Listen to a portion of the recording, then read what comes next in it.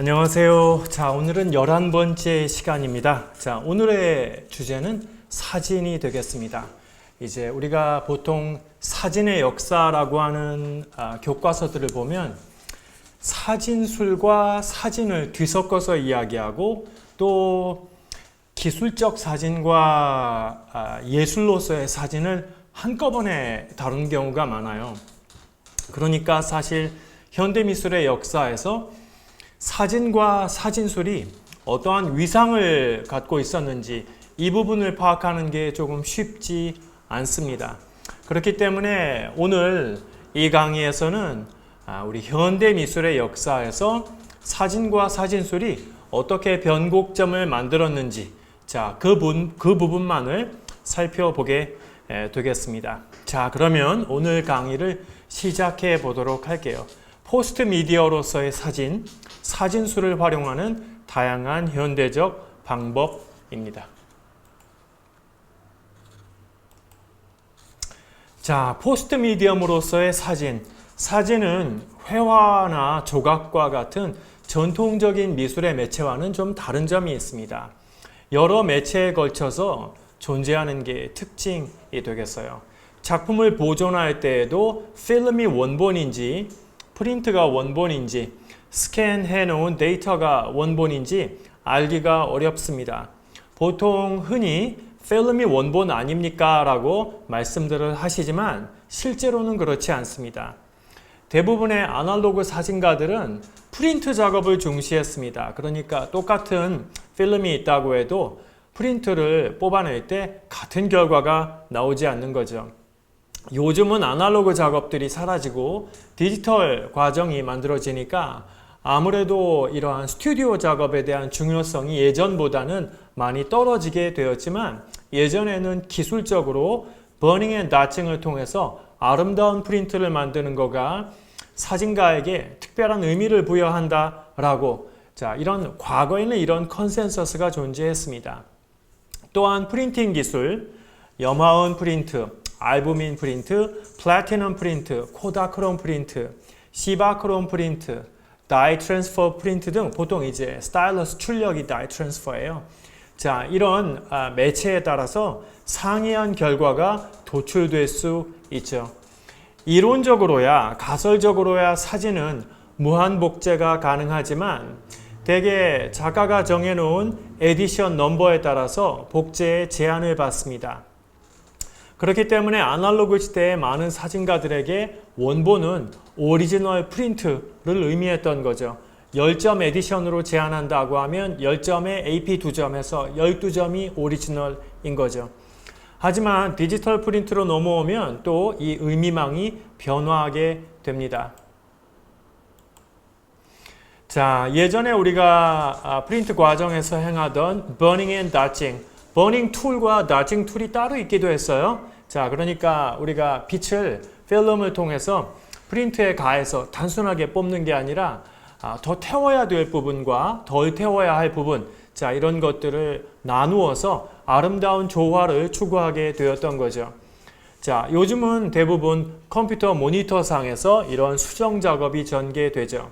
그렇기 때문에 최종 수정된 대형 이미지 파일만 손에 넣는다면 누구나 최고급 프린트샵을 찾아가서 작가의 에디션, 작업에 다름이 없는 양질의 사진을 얻을 수도 있겠죠. 하지만 이것도 기계적인 특성을 잘 이해하고 있는 테크니션이 있을 때 가능한 이야기가 되겠습니다. 출력기 특정성을 존중하는 현대 미술가로서의 사진가에게 있어서 원본 파일은 출력기에 맞춰서 적절하게 조절된 CMYK 데이터 파일일 수도 있습니다. 사이언, 마젠타, 옐로우, 블랙판으로 분판을 해 놓아야 최종 프린트가 가능해지니까요.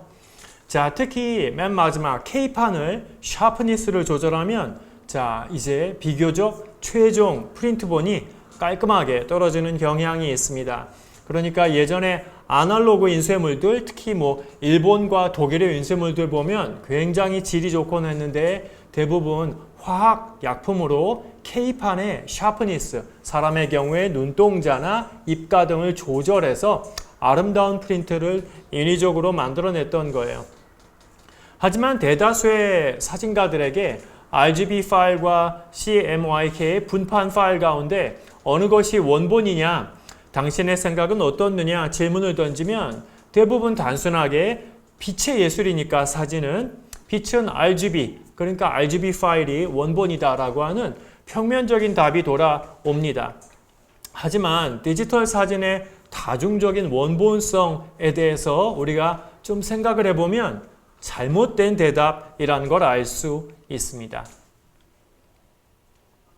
자, 그렇기 때문에 사실 사진작가들의 경우에는 여타 현대 미술가들과 달리 보도자료 사진을 돌릴 때에도 굉장히 방어적인 자세를 취하곤 합니다.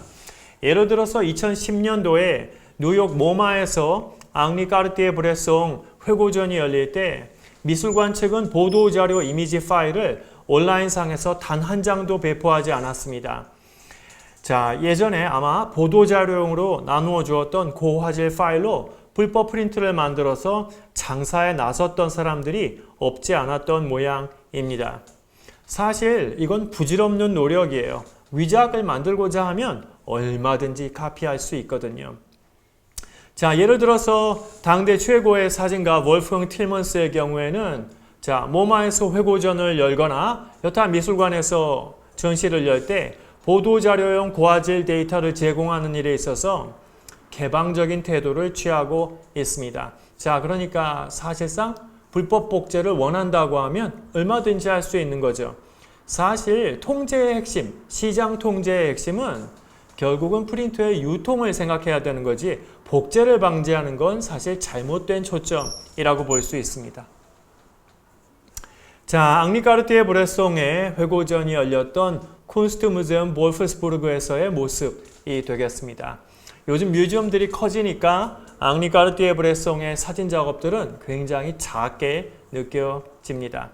소위 결정적 순간이라고 하는 다큐멘터리 사진의 기본 어법에 있어서 이제 하나의 신화를 만들어낸 인물이 앙리 까르띠에-브레송이었죠. 자, 지금 보시는 건 52년도에 까르띠에-브레송의 사진집 결정적 순간의 표지가 되겠습니다. 이 책은 떼리아드 출판사에서 나왔는데요. 떼리아드는 바로 마티스의 컷아웃 연작을 이제 제대로 된 작업으로 판화집으로 출간하도록 유도했던 이제 미술평론가 떼리아드가 운영했던 예술 출판사가 되겠습니다. 표지를 마티스가 디자인했다는 건 뭡니까? 자, 마티스가 사진계에서는 가장 미학적으로 현대적인 이런 명료성을 획득한 인물로 앙리 까르띠에-브레송을 평가했다는 이야기가 되기도 하겠죠. 수많은 사람들이 앙리 까르띠에-브레송의 작업을 모방했기 때문에 지금은 다소 진부하게 느껴지는 면도 있습니다. 자, 디지털 시대의 사진 작업에 있어서 여전히 우리가 에디션으로 관리되는 평면적인 출력물을 중요하게 여긴다고 하면 그러한 사진의 원본은 최종 수정된 파일을 의미할 수도 있죠. 하지만 다매체 미술의 환경에서는 이거를 명확히 나누기가 어렵습니다. 예를 들어서 제프 월 같은 사진가는 최종 작품의 형태로 라이트박스를 활용하기도 했고 박찬경 같은 작가는 회화를 전공한 뒤 사진을 공부했지만 어두운 공간에서 프로젝터로 저화질 이미지를 투사하는 방식을 즐겨 이용했죠. 이러한 경우에 원본 개념은 희미해질 수밖에 없습니다. 자, 제프 월은 79년 이래 라이트박스 작업을 이어왔습니다. 광고의 문법처럼 보이기도 하고 빛이라고 하는 매체의 특성을 강조할 수도 있지만 역시 기존의 판화의 레거시를 따르고 있던 프린트 중심의 사진계에서 차별화되려는 전략이었다고 볼 수도 있겠죠. 물론 말년의 제프 월도 결국은 프린트 사진으로 회귀했습니다. 자, 물론 모든 사진 이미지는 특정한 매체, 벽면에 투영된 영상으로든 라이트박스로든 컴퓨터 화면으로든 인화지로든 필름이로든 인쇄물로든 어떠한 매체를 통해서 매체성을 갖고 우리 앞에 제시가 됩니다. 그러니까 다중적인 현존의 양태로 구현된다고 해도 각 경우에 해당하는 사진의 다중적인 원본을 우리가 명확하게 지적해낼 수 있습니다. 문제는 우리 사람의 머리가 되겠습니다. 사진 이미지를 우리가 머릿속에 저장할 때 대체로 그 물리적 형식이 무시가 되는 거죠. 비물질화된 이미지라고 하는 환상이 존재합니다. 하지만 이 세상에 비물질적 이미지는 없어요. 그건 우리 머릿속에서만 가능한 이야기가 되겠습니다.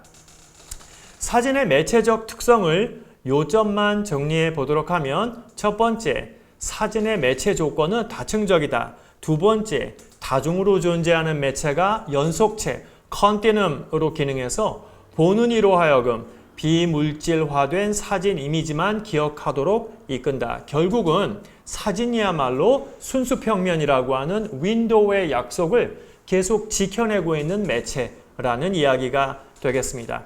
게다가 아직도 현대 미술계에서 진보적인 이러한 개념 미술적 실천 이런 거 이야기하시는 사진가들도 법칙은 어때요? 판화의 법칙을 따르고 있죠. 에디션 넘버를 만약에 10점을 먹여서 시장에서 내가 판매를 하고 있다라고 하면 화랑과 협의를 해서 유명 사진작가들의 경우 에디션 넘버 1번을 만약에 1000불에 판매했다고 하면 그 다음에 에디션 넘버 2, 3 이렇게 나갈 때마다 5%에서 10%씩 가격을 높게 책정하는 방식을 이용하기도 합니다.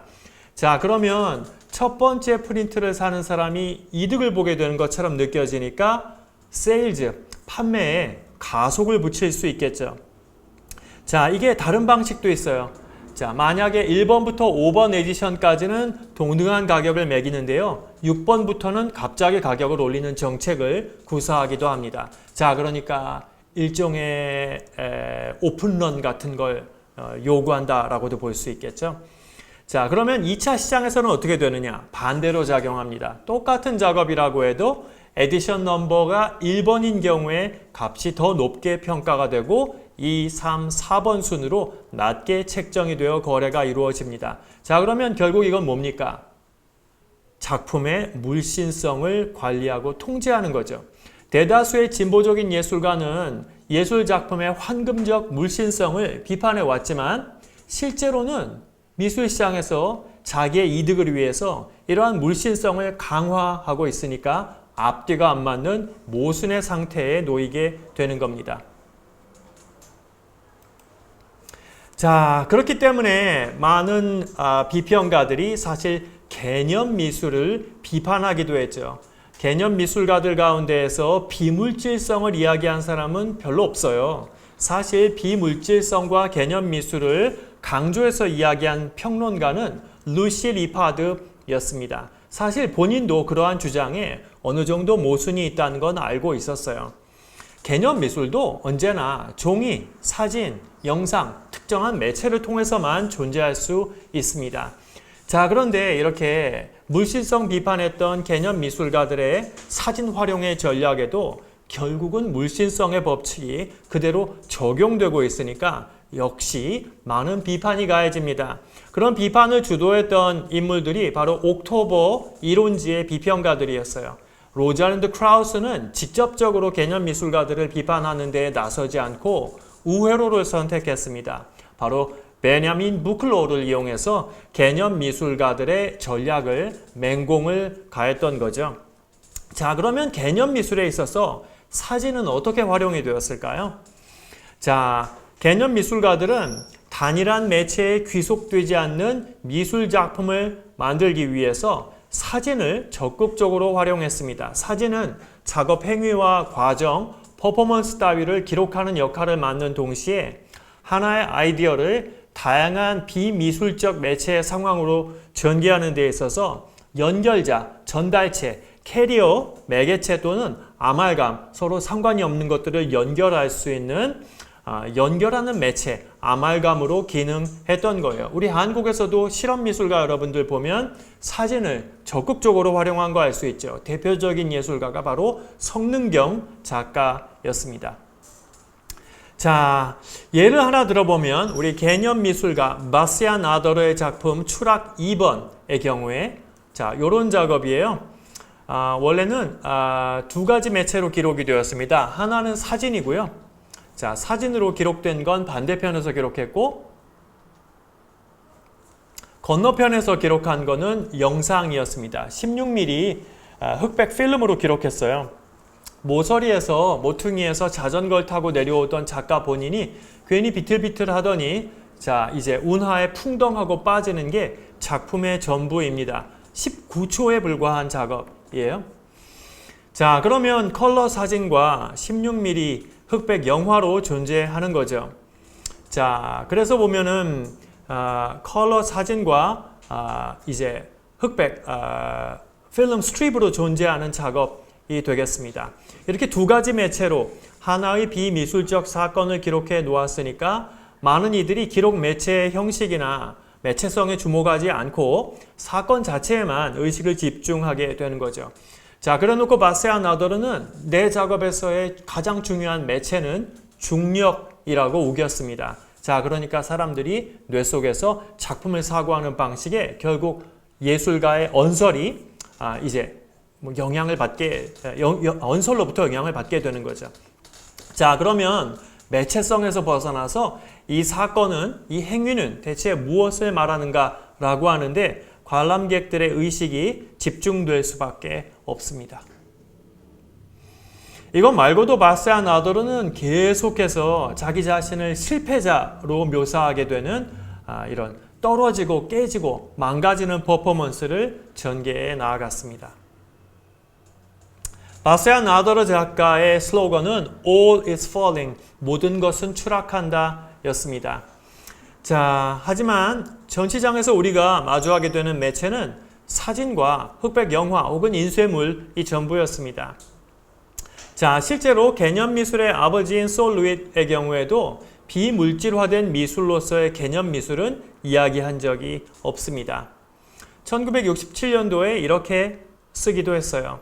개념미술에서 아이디어 내지 컨셉트는 작업의 가장 중요한 측면이다. 미술가가 예술을 개념적 형태로 이용한다는 것은 사전에 계획과 결정이 수립됐고 시행은 형식적인 업무라는 뜻이다. 자, 그래서 솔 루잇은 개념과 아이디어가 과정과 결과를 통제한다라고 하는 자, 이러한 이제 예전의 예술과는 다른 좀 이식론적인 영점 조절을 유도해낸 인물이 되겠습니다. 자, 그래서 작업의 핵심이 개념과 아이디어에 있다고 말했지 물질적 차원을 결여했다는 주장을 전개한 개념미술의 작가는 사실은 존재하지 않아요. 자, 개념미술에서 사진이 아이디어의 전개를 지시하는 일종의 대명사로 활용된 경우가 꽤 많은데 예를 들면 앨런 루퍼스버그의 작품 엘은 어딨지? 라고 하는 1972년 작업은 자, 이제 개념 미술가들이 사진을 어떻게 이용하는지를 가장 잘 보여주는 작업이에요. 자, 사진을 들고 다니면서 친구들을 찍었고요. 그 사진들을 늘어놓고 난 다음에 개념적인 공통점이 있다는 걸 깨닫게 되었습니다. 사진의 경우에, 내가 찍은 사진의 경우에 결국 모든 피사체들이, 내 친구들이 나를 의식하고 있다는 거죠. 내가 촬영을 했으니까요. 근데 사진 안에 나는 부재하죠. 자, 그러니까 그걸 가지고 가짜 텍스트를 써서 하나의 가설적인 이야기를 만들어내도록 했습니다. 그래서 이제 L이라고 하는 자기 이름이죠. 앨런, 이 어디 있느냐라고 하면 친구들이 마치 답을 하는 것처럼 가짜 텍스트를 만들어서 연결했을 때 사진이 실제와 달리 어떻게 이 가짜 이야기에 탁 달라붙게 되는지를 실험한 게 바로 앨런 루퍼스버그였습니다. 맨 처음에 이런 작업들은 굉장히 단순하게 전개되지만 실제로 소설가들에게도 영향을 미치게 됩니다. 대표적으로 베게 제발트라고 하는 소설가가 있어요. 일찍 죽는 바람에 노벨상을 못 탔지만 사실 살아 있었으면 노벨 문학상을 탔을 법한 인물이 베게 제발트입니다. 자, 베게 제발트의 경우에 오스터리츠 같은 소설을 쓸 때에 자, 기존에 존재하는 여러 인물들의 기록 사진들을 연결해서 공통 분모를 찾고 텍스트에 맞추어서 사진을 붙이는 게 아니라 그 텍스트에서 추출되는 공통 분모를 가지고 이야기를 써내려갔습니다. 자, 그러니까 홀로코스트 피해자들의 사진을 엮어서 여러 사람들의 이야기를 하나로 묶어서 전형성의 이야기를 만드는데 그 이야기들의 사진이 달라붙게 되니까 사진의 진실성과는 조금 동떨어진 메타 비평으로서의 새로운 텍스트와 사진 서사가 창출되게 되는 거죠. 우리 한국에는 아직 그런 실험을 전개하는 소설가, 현대문학가는 제가 본 적이 없습니다. 자, 아무튼 그래서 앨런 루퍼스버그의 작업들 보면은 이런 실험들의 초기형인 걸 알 수 있습니다. 물론 대사는 별게 없어요. 자, 엘 어딨어? 라고 하면 다른 사진 속 여자가 몰라 라고 대답을 하고 뭐 갖다 줄 게 있으면 그게 뭐냐 라고 하면 포르노 책자 이런 식으로 답하는 좀 실없는 내용들이 되겠습니다. 결국은 사진이 진실을 말한다라고 하는 과거 시대의 이야기를 뒤집는 문제의식이 개념 미술가들의 시대, 즉 1960년대 말부터 70년대 초반에 젊은 작가들 사이에서는 팽배했다는 걸 알 수 있어요. 자, 사진을 찍을 때 사진가가 부재하게 되는 흥미로운 현상을 잘 탐구한 게 우리 성능경 작가죠. 자, 길거리에 거울을 매달아 놓고 거울을 바라보고 있는 자신을 찍으니까 카메라 들고 있는 본인이 나오는 동시에 거울에 비친 모습으로 장소의 앞면과 뒷면이 다 촬영되는 새로운 종류의 현상학적인 현존을 기록하는 사진 프로젝트였죠. 예전에는 높게 평가받지 못했지만 이제 드디어 온당한 평가를 세계미술계에서 받고 있기도 합니다. 자, 루퍼스버그는 이러한 작업에서 친구들 사이의 관계와 장소에 대한 특정한 감각을 다루고 싶었다라고 이야기했습니다. 역시 장소 특정성이라고 하는 의제는 미니멀리즘, 매체 탐구의 미술에서 자극을 받은 거죠. 그러니까 특정한 미술의 매체의 도돌이표에서 벗어나고자 했던 개념 미술가들이 결국은 또 이런 미니멀리즘의 의제에 영향을 받고 있는 걸 알 수 있습니다. 결국은 담론적 장소성 탐구라고 하는 매체성에서 벗어난 의제가 나오게 되죠. 자, 앨런 루퍼스버그가 바로 그러한 의제를 다룬 작가입니다. 자, 오버나잇이라고 하는 작업을 보면 45장의 국제 우편 봉투에 우편 도장을 찍고 세계 곳곳에 힐튼 호텔 주소를 적어서 그 당시에는 힐튼 호텔이 지구에 45곳이 있었거든요. 자신을 수신자로 지정해서 편지를 보내는 작업이었습니다. 그러면 일부 편지는 돌아오게 되겠죠. 자, 엘 스카페나 엘의 그랜드 호텔 같은 연작에서도 이러한 수법은 똑같이 유지가 되었습니다. 자, 역시 장소의 특성을 다루는 거 우리 한국의 실험미술가 선생님들도 똑같은 모습을 볼 수 있죠. 운동장에다가 동그라미로 물로 그림을 그리고 그 원 안에 존재하는 어떤 가능성을 지시하기 위해서 자, 이건용 작가는 손가락으로 지시를 하는 작업을 전개하기도 했죠. 자, 그런 경향은 얀 디베츠가 이제 잘 보여줍니다.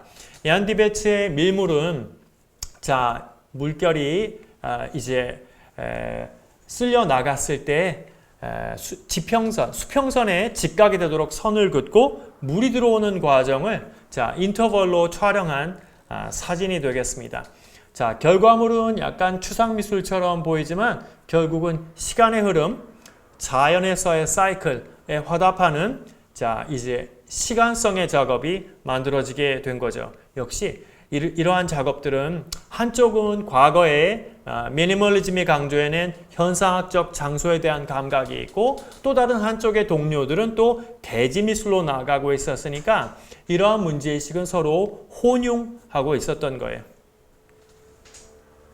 자, 얀 디베츠의 연속 촬영 사진 작업은 이러한 사진의 이런 시간성 조작 의제를 강조하는 성격이 있습니다. 이 당시에 실험 영화도 마찬가지예요. 실시간 영화를 이미 앤디 워홀이 촬영을 했죠. 보통 영화라고 하면 가설적 시간으로, 신화적 시간으로 조작을 한다고 생각하는데 앤디 워홀은 만약 내가 7시간 동안 자는 사람을 촬영했으면 7시간 동안 이제 곧바로 프린트를 플레이해서 실시간 영화를 보여주었죠. 사실 앤디 워홀 이전에 그런 걸 실험한 사람이 한 명도 없었답니다. 자, 그러니까 실험 영화계에서는 실제 촬영된 대상의 시간, 촬영된 시간, 그걸 조작하는 감각, 그리고 사운드와 영상의 어긋남과 싱크로 이런 것들로 다종다양한 실험을 전개하게 되고 이건 오늘날까지도 우리 현대미술계에서 많은 실험의 대상으로 재활용되고 있기도 합니다. 자, 하지만 어쨌든 얀디 베츠의 경우엔 초기 형태이니까요. 그의 대표작은 1970년도에 만들었던 암스테르담의 집에서 보낸 가장 짧은 하루가 되겠습니다. 자, 고정 카메라로 창문 쪽을 촬영하는 거예요. 자, 그래서 해가 뜨고 질 때를 촬영하는데 자, 중간에 똑같이 등 시간으로 쪼갠 건 아닙니다. 해가 뜰 때와 질 때를 더 집중적으로 기록해 놓았고 자, 보시면 데이타임 시간에도 색 온도가 따뜻해졌다가 차가워졌다가 역시 그날의 대기의 상태, 구름에 따라서 색 온도가 변화하게 되어 있죠. 그게 잘 기록된 자, 80점의 사진으로 기록된 작품이 되겠습니다. 자, 고정 노출로 촬영했기 때문에 해가 뜨지 않은 상태는 노출 부족이고 해가 뜬 상태에서는 종종 노출 과다가 되었습니다. 자, 그러니까 이거는 실시간 작업은 아닌 거죠. 등시간 작업은 아닌 거죠. 일출에 이어지는 이런 때이른 일몰의 일순배로 축약시켜 놓았다는 게 보면 별거 아닐 수도 있겠지만 실제 시간성이 아닌 사진으로 매개된 시간성이 포스트 프로덕션 과정에서 조작 가능하다고 하는 것을 분명히 명료화하는 의의가 있었던 작업이 되겠습니다. 자, 그래서 사진과 영화는 포스트 모더니즘의 시대에 자, 구상 미술이 새롭게 부활할 때에도 결정적인 역할을 맡게 됩니다. 하나의 작업, 때때로 남의 것인 남의 아이디어 혹은 어떤 조형 언어를 여러 매체로 전환하는 과정에서 사진은 중요한 도구로 활용이 되었고 자, 다양한 매체를 또 하나의 작업으로 갈무리할 때에도 사진과 영화는 개념적인 만능 접착제로 기능하게 됩니다. 오늘날에도 다매체 작업을 전개하시는 분들이 결국은 여러 조각, 회화, 인스톨레이션을 연결할 때 영상을 중시하는 걸 알 수 있습니다. 자, 포스트 모더니즘의 발행 과정에서 사진을 이런 연결고리로 이용했던 대표적인 이들이 바로 Pictures Generation, 그림들 세대이죠. 자, 우리 전유 시간에 그림들 세대는 공부했습니다. 자, 평론가 더글러스 크림프가 77년도에 대한공간 아티스트 스페이스에서 Pictures라고 하는 전시를 만들면서 Pictures Generation이 형성이 되었다라고 말씀드렸죠. 자, 이때에도 역시 가장 중요한 작가, 남의 것을 훔쳐오는 appropriation의 문법을 실시한 인물은 셰리 르빈이었습니다. 셰리 르빈의 전략을 훔쳐갔던 인물이 바로 리처드 프린스였던 거죠. 자, 우리 그림들 전시 때 오프닝 모습이고 맨 오른쪽에 선글라스 끼고 있는 인물이 바로 로버트 롱고입니다. 자, 왼쪽이 우리 셰리 르빈이었고요. 자, 그래서 포스트 모더니즘 세대가 등장을 하면 이들 세대는 적극적으로 사진을 활용하면서 앞선 모더니즘 세대와 본인들을 차별화해 나갔던 거죠. 자, 저 뒤쪽에 보이시는 머리가 조금 벗겨지신 키 큰 양반이 바로 옥토버의 전성기를 이끌었던 더글러스 크림프입니다. 하지만 더글러스 크림프는 80년대 말, 90년대 초반에 로전드 크라우스하고 입장 차이 때문에 옥토버 필진에서 쫓겨나게 된답니다. 에이즈 위기의 시대에 현대 미술로 어떻게 이런 새로운 투쟁의 전선을 만들 수 있을 것인가, 이 의지를 제시한 게 더글러스 크림프였는데 크라우스는 그런 투쟁을 원치 않았거든요. 자, 그래서 79년도에 크림프가 옥토버지에 기고한 그림들에서 자, 이러한 도둑질의 문법이 어떻게 사진을 통해서 강화될 수 있느냐, 자, 이게 이 아이디어가 이 새로운 생각이 젊은 세대 사이에 왕창 번지게 되었던 거죠. 사실 이러한 크림프의 입장은 기존에 옥토버를 만들었던 아넷 마이클슨 영상 이론가, 자, 그리고 조각과 매체 특성성, 미니멀리즘 조각을 옹립했던 크라우스의 입장하고는 거리가 조금 있었기 때문에 사실 그때부터 서로 틈이 벌어졌다라고 볼 수도 있겠습니다. 옥토버 지역 내에서도 사진과 사진수를 이해하는 방식들이 주요 필진 사이에 입장 차이가 존재했습니다. 자, 아무튼 더글러스 크림프는 이때 말을 쉽게 하기 위해서 그림, 픽처라고 하는 키워드를 강조했지만 결국은 다매체, 여러 매체로 하나의 아이디어를 연결할 때 가장 중요하게 다루어지는 매체는 사진이었습니다. 자, 그래서 옥토버의 이론가들은 사진과 영화의 이미지 게임을 통해서 미술가들이 미적인 미디엄, 즉 전통적인 미술 매체의 범주에서 벗어날 수 있게 되었고 이를 통해서 새로운 창작의 경지가 열리고 있다는 걸 이 문제의식을 공유했지만 이 과정에서 어떠한 가치를 추구할 거냐에 대해서는 입장이 조금 달랐다라고 볼 수 있어요. 로잘드 크라우스의 경우에는 설치 미술을 혐오했습니다. 대신 모더니즘 이래의 매체 특정성이라고 하는 가치를 지켜서 미술과 실제계 사이에 명확한 구분을 유지하고자 했던 사람이 크라우스입니다. 크라우스의 제자인 할 포스터도 역시 크라우스의 입장을 물려받았기 때문에 자, 그런 네오 아방가르드의 영역을 끊임없이 지키는 입장에 서 있었어요. 그래서 더글러스 크림프는 입장이 조금 달랐다라고 볼 수 있겠습니다. 자, 셰릴 르빈, 우리 지난 시간에 잘 살펴보았죠. 셰릴 르빈이 자, 리차드 프린스보다 먼저 리포토그래프, 재촬영을 실천해서 전유라고 하는 이슈를 도드라지게 만들었죠. 즉, 전유라고 하는 새로운 방법론이 형성되는 과정에서도 사진과 사진술이 없었으면 우리가 이렇게 빠른 변화를 경험할 수 없었을 거예요.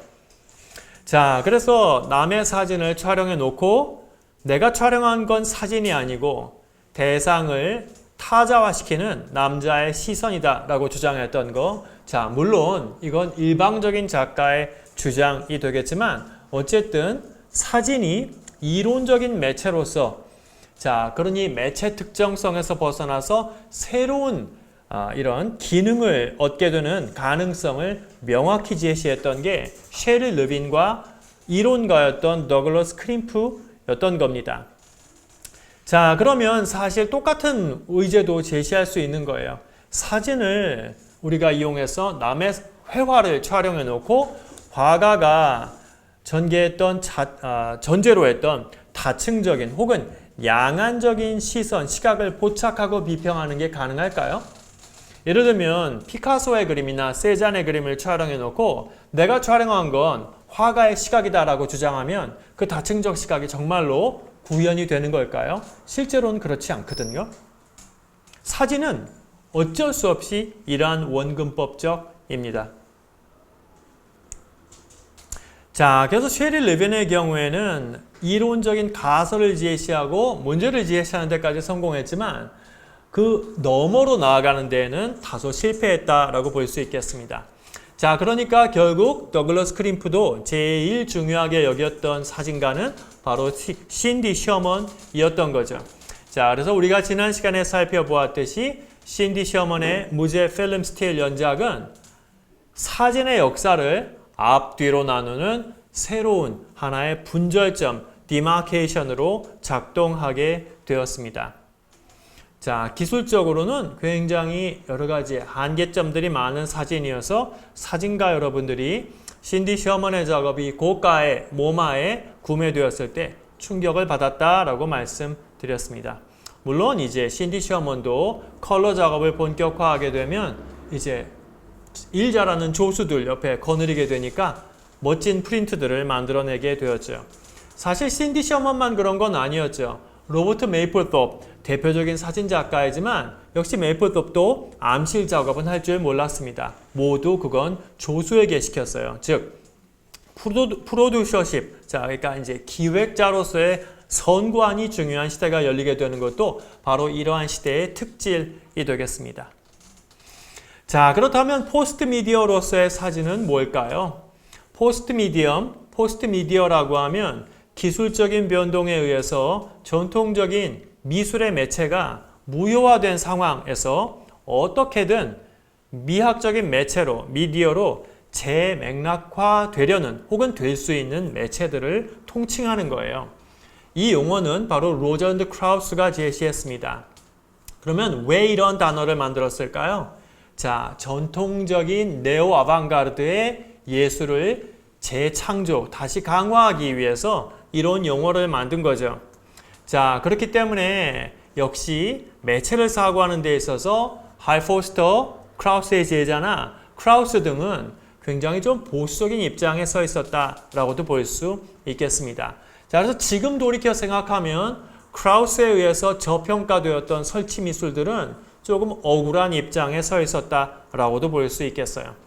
자, 그래서 포스트 미디어로서의 사진이라고 하면 컴퓨팅 환경에 의해서 재매개된, 리미디에이트된 사진과 사진술이 어떻게든 미적인 미디어로 재맥락화되려는 경향을 통칭합니다. 자, 그래서 사진술을 통해서 크라우스는 자, 어떻게 해서 미니멀리즘 이후에 새로운 네오 아방가르드의 또 다른 흐름이 재설정될 수 있었는지를 이야기하려는 모습을 보여주었답니다. 자, 그래서 이 과정에서 현대 미술로서 기능할 수 있는 미적인 재창안을 이뤄낸 사진가가 누구인지, 또 어떤 방법론이 역사적으로 정말 유효했는지 논의를 하다 보면 사실 명확하게 선을 긋는 게 거의 불가능하다는 걸 알 수 있습니다. 자, 그런데 어쨌든 크라우스는 개념 미술과는 거리를 유지했고, 그가 높이 평가한 예술가들은 결국은 마셀 브로다스 같은 혹은 윌리엄 켄트리지 같은 예술가들이었습니다. 자, 그렇기 때문에 지금도 이 문제는 아직도 논란의 여지를 남겨놓고 있다라고 볼 수 있겠어요. 자, 게다가 지금은 옥토버의 시대는 아니죠. 자, 이미 더글러스 크림프도 세상을 떴고, 자, 미적 매체의 상황들도 크게 변화하게 되었습니다. 자, 그러면 이제 인스타그램의 시대에 사진이 진보적인 미학적 미디어로서, 매체로서 거듭날 가능성이 과연 있느냐라는 질문을 우리가 좀 던져볼 필요가 있겠습니다.